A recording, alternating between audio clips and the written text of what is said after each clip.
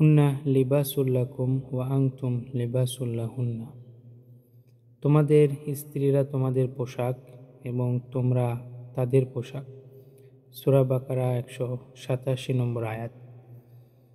প্রিয় দর্শক শ্রোতা, আপনারা দেখছেন যে এখানে কোরআনের একটা আয়াতাংশ কত সুন্দর করে বর্ণনা করা হয়েছে।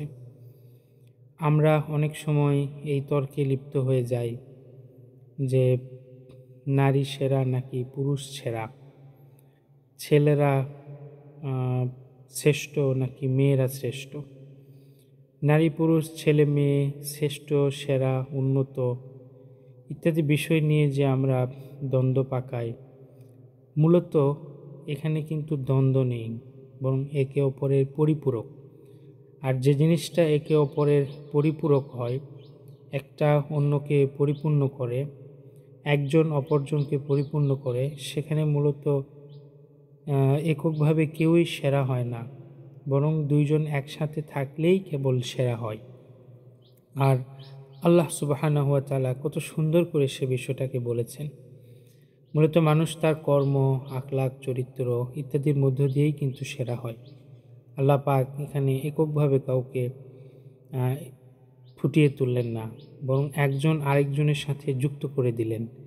বিষয়টা লক্ষ্য করুন, তোমাদের স্ত্রীরা তোমাদের পোশাক এবং তোমরা তাদের পোশাক। তার মানে এখানে এই আয়াত থেকে যে কয়টি সূক্ষ্ম দিক বেরিয়ে আসে, তার মধ্যে এটিও একটি, যে একজন আরেকজনের পোশাক তথা পরিপূরক বা সহযোগী, মিলেমিশে তারা একে অপরের সাথে যুক্ত থাকবে।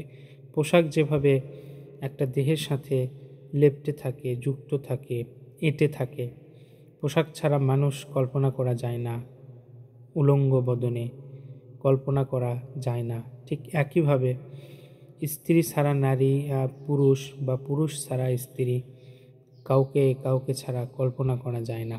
সুতরাং একে অপরের পোশাকের মতো লেপ্টে থাকবে, যুক্ত থাকবে, একসঙ্গে থেকে একসঙ্গে কাজ করে তাদের উত্তম আখলাক, চরিত্র, কাজকর্মের ভিতর মধ্য দিয়েই তারা উভয়েই সেরা হবে।